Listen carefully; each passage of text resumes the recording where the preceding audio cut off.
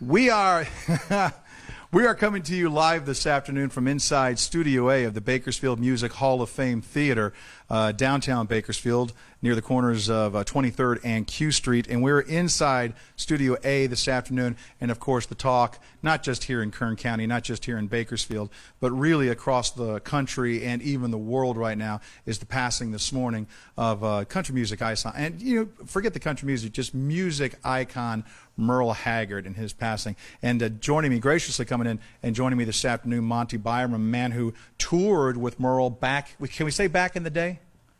Well, back in the day makes me old. Not that old. All right. Back in the 90s, how's that? Back in the 90s, we toured with Big House. Right. Toured with Merle. And what was that like? most nervous I've ever been. Really? Yeah, he's the man. Look, we all grew up listening to that voice. When I was 7 or 8 years old, he would come to our block because one of the neighbors had a train set that he had built into the house in the garage. Wow. Dick Smith, I remember his name. And his kids, Mark and Matt, would let us climb over the fence and we'd Merle, and you'd pull up in this big black Continental, and so I mean, you know, but that's just, we all knew who he was. And then if you're in the music business and you don't like Merle, you should never say you're from Bakersfield. Let me ask you this. Did you go to him or did he come to you? How did Big House get together with Merle? Oh, he begged me to come. No. That's what I thought. No, I actually begged my agent. We were with William Morris at the time, and I begged him. I said, I will play for free. We'll pay. And please get us some Merle Haggard dates. And then, lucky enough, we did a couple of quick runs with him. We also got to play with him at Billy Bob's in Texas, which was the night that he won the... It was the record, like the most people they'd ever... That's the biggest club in America. Right. And it was the most people... Fort Worth? Yeah, right in the stockyards, or close to it. I've been there. And it's... You've been there? Yeah. Probably... No. Let's just go on with your story. Mind. Anyway, go on with your story. And Merle was late to the show. And I will never forget this. We're standing backstage with the owner of Billy Bob's. And he's on the phone, and he's yelling at somebody. And we realized he was yelling at Merle. Him and Don Markham were the only two that weren't there. The rest of the band was on stage, and the audience was going nuts. And finally, Merle shows up. He shows up late, doesn't say hello to anybody, walks straight up on stage, didn't skip a beat, went right into it. And then Don Markham ended up having a heart attack on stage during it. And it was a night that you'll never forget. Let's just put it that way. But there were many nights like that with Merle. We did a couple of little, like, festival things with him where you would have thought you were opening for the Grateful Dead, but it was Merle Haggard, you know, like hippies. And then the next night you'd be in a redneck bar, and there'd be all white hats. That's how diverse his crowd was. Tell me, what was your first reaction? I mean, it's no secret that Merle had been sick. I mean, not just even this year, but in years past. We were archiving, searching back through some of our 23 ABC archives, and we'd come across different stories involving Merle Haggard. And it just seemed like every couple, you'd come across one. Merle had to cancel a couple of dates. Pneumonia, for the polyps when he was first diagnosed with cancer. I mean, those, and then in a blink of an eye, before you could even believe that, okay, he's been sick and you're just coming to terms with that, he's back out on the road. Right. Well, most, 99% of entertainers don't sing till they die. So that kind of explains that. And we always said, and Merle always said, and everybody, and Ray McDonald and Kip Sullivan always said, he's going to sing till he dies. And that's what he did. Is it any surprise to you that he wanted to spend his last moments on his tour bus? And go that way? Not surprising at all. And we have unconfirmed reports, and this is, I am being serious. No, but you have to, because you love the man so much, but that we have unconfirmed reports that the bus was actually packed, ready to go, that if he felt better, he could roll out of there and head to his next gig. Yeah, but the funny thing about that, I don't even know that that was under Merle's direction or just because everybody wanted him to have one more run. I don't know why, but I definitely believe that. Yeah, oh yeah. Yeah. Can you play one of his tunes for us? I hope I can get through it. I really do. Monty Byrom. What are we playing? This is the first Merle song that my dad ever taught me.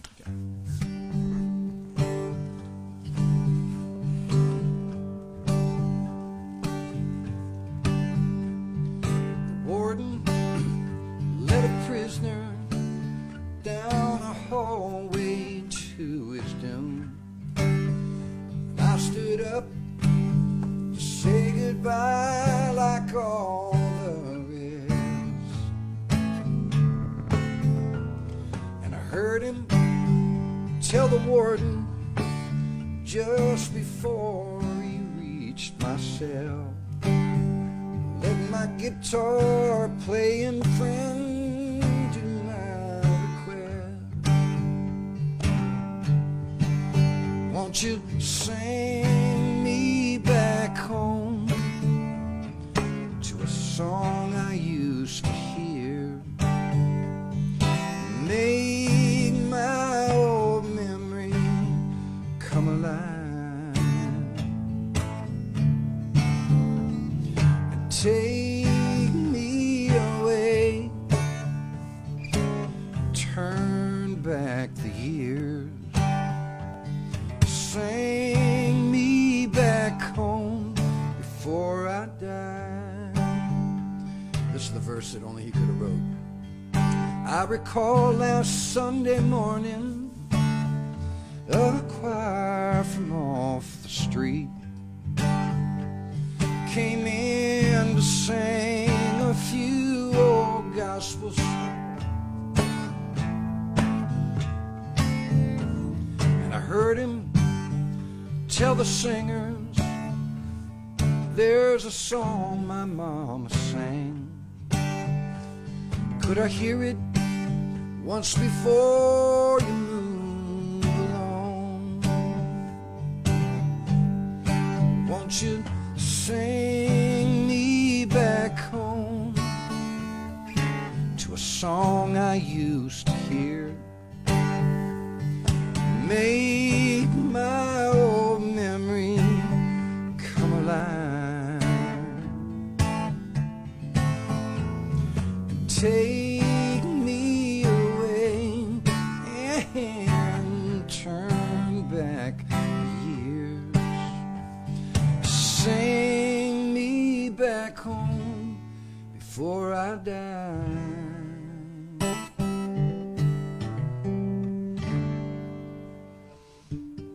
My favorite Merle Haggard song. Outstanding. That's the one I used to sing with my dad. Was it? And I think about him. I got a little messed up there because I just lost my dad. And that it's funny. We went on a cruise before my dad died with the sheriff, Donnie Youngblood. Right. And well, he was on the cruise. He didn't go with us, but we were all on this cruise. And one night we stayed up in the suite, and Donnie tried to stump my dad and I all night with a Merle, and we just sang Merle all night, just one after another. We were with Donnie last night, actually, when as I was walking on stage, Donnie came up and he goes, Merle's only got a few hours. And I wish he wouldn't have told me that. I mean, I appreciate him telling me that, right, because he loves me, but it didn't make the show any easier. And then this morning we were having breakfast with Kim, his girlfriend, when we found out. So, you know. You know the thing that stands out, I mean, there's so many different elements of Merle and his life and his legacy that reading where I think we're about 35,000 tweets right now and climbing, and it's gone crazy. Just the eclectic group of people that are commenting on this. I mean, from all different genres, from all different walks of life, and that a guy, the guy from Stain, no, from Larry the Cable Guy to Nickelback, that are all jumping in and commenting on this. But the point I was making is that he is one of those artists, and I think Buck Owens was one of those artists that so transcended all the lines. You know, everyone knew them as a country musician, but everyone in every different genre loved him and loved the different types of the way that they played and the way they performed. And they were nothing alike. Mm-hmm. That's the amazing thing. And Buck would have said that Merle was his favorite singer. I heard Buck say that many times. Mm-hmm. He was so proud, like a kid. even though they were married to the same woman and raised the same kid. At different times, in case we have times. viewing people that don't know that Bonnie was married to Buck and then to just clarify this a little bit. You got one of the singers, Buckarette, right He's back there right now. Yeah, I think that without sounding, the bottom line is this. I'm from Bakersfield, and everywhere I go, Texas to Florida, Paris to Canada, the moment they find out that I'm from Bakersfield, they want to know if I met Merle and Buck. And then once they find out that I have, they open every door, and they're so nice to me. Just because of that. Nothing to do with whether I can sing or can't. There's a reverence. All the artists that I work with in Texas, without exception, want to come here and make a record. Monty, can't we make that record in Bakersfield? Well, we may start doing that here shortly. But I've been going to Texas for years and making records. And I think it opened a lot of doors for me because of that man. So, kind of a tough time for us too, Bakersfield, for many people that are part of this scene. I mean, it's been a few years since Buck, and then we lose Red. Right. Exactly 3 months ago, I believed. I'm pretty sure to the day. Is it really? Yeah. Is it to the day? It was day? January 8th, I think. January 8th, 9th, something like that. Wow. Yeah. Wow. Yeah, like this is my favorite line in Lonesome Dove, when Tommy Lee Jones is going across the Mexican border and he's stealing horses, and then they're stealing it from him, and then the old man died, and Tommy Jones goes, "Fun's all over now." And I feel that's how I feel right now. Really? I really do. I don't mean, I'm not saying there's not more good music to come out of Right. Bakersfield. As a matter of fact, I think there's a lot of good music to come out of Bakersfield. But that's it, I mean, there's a lot of great guys from the early days that are still around. But they would all say the same thing. Were they? Yeah, Merle was the man. I mean, this is a guy who became Bob Wells. Like, just woke up one day and went, I think I'll learn the fiddle and walk like him and talk like him and sing like him and play like him. Bob Wells was one of the greatest musicians that ever lived. But that's how Merle was. He was that talented. Hey, Andrew, real quick, can you turn down channel 2? I think we're getting an echo. We're getting an echo there without losing channel 1. There, how's that all go? these phones I know I'm trying to keep track of everything right now. Let's see. I can't keep track of one. How do you do two? Yeah, we're coming up.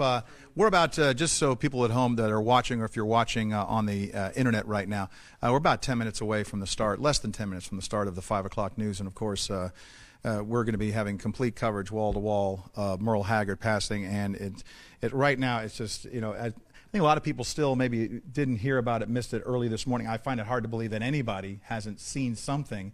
It's trending all over the place on everything. Everyone is commenting on the passing of Merle Haggard, just in case you're watching. And it happening on his birthday. I believe that it was in early December when he had his latest bout of pneumonia, got better, was starting to tour, and then at the beginning of February, and I want to say February 6th or 7th right now, he had to cancel the Riverside show. So he had to cancel the Riverside show because he started not feeling good, and then he was hospitalized again, and ultimately moved to his house. Right before the Riverside show, he went down to Texas and did a show with Willie. And I think he knew that was going to be his last show. Yeah. I really do. I think Willie even said something about that. Willie tweeted today, all Willie tweeted out early today when the news first broke was, he was my brother. Yeah, today. Yeah, well. Oh, you mean from Texas when he went back that time? That Willie said that he thinks that's why he did it, because he was still sick. But he wanted to do that one last show with Poncho and Lefty. Do you think, do most musicians want it all to end up here? Oh, yeah. Look the way Buck went. Played one night, went home, and passed away in his sleep. Yeah. He had come down to I guess he wasn't feeling good. He was going to leave, and then some friends showed up, and so he stuck around and sang, even though he wasn't feeling good. Then he had a chicken fried steak, and he passed in his sleep. But I mean, his last night on Earth, he got to sing on his stage, and oh yeah, that's. I mean, I would want my family. I would want my around. You know, I wouldn't want to die alone. Right. But if I could bring my family up on stage, then that would be a good thing. Let me ask you this. I mean, aside from the obvious right now, is there anything you see about the legacy of Merle Haggard? I mean, people always talk about some of the greats. I mean, it's been a number of years since George Jones. I mean, some of the what is it about Merle Haggard that you think is going to carry on well beyond the next decade or so that people will remember about him? it's a good question. I've answered that too. I actually did. I wrote a little piece once about that very exact. You don't remember you don't remember it, do you? Yes. Well, here's what the synopsis was. Okay. Okay. So, people would always say that George Jones was the greatest country singer of all time. Okay. People would say Hank Williams was maybe the greatest writer of all time. But I always said, and people from Bakersfield always said, that Merle was all the above. He looked like James Dean when he was a kid. I mean, he had that look, like movie star look. Even George said that he was the best singer alive. And I would say he probably wrote a couple of good songs. 1, 2, 12. So, I mean, really, Merle had the whole thing. Merle had the look, the voice, the writing.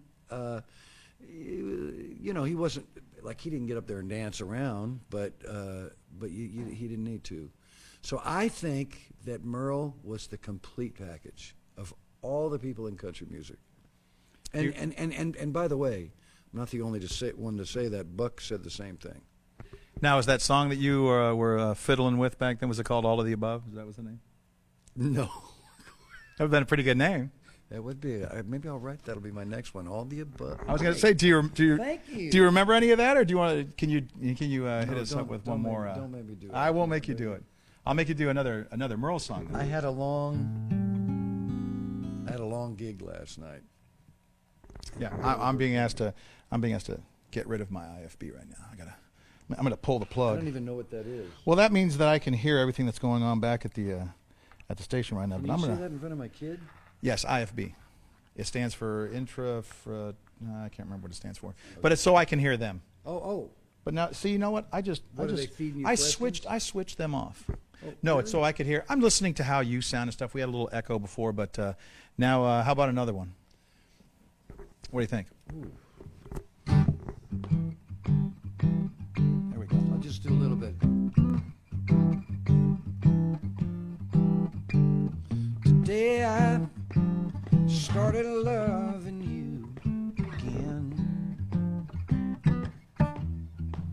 I'm right back where I've really always been. I got over you just long enough to let my heartache mend. Then today I started loving you again. What a fool I was to think I could get by. Only these few million tears I cried. I should have known the worst was yet to come. What a great line. And the crying time for me had just begun. Today I started loving you again. I'm right back where I've really always been. I got over you just long enough to let my heartache mend. And then today I started loving you again. Merle's songs were so great that you could do them any style and they were still great. You know, you could do a shuffle Right. with it. Well, that's why he crossed straight. so many different. That's why people genres loved and him. stuff, yeah. I don't know. Working Man Blues, probably the most played song in a bar, maybe of all time. Probably. Maybe ever. I mean, even rock bands did that song. Everybody did that.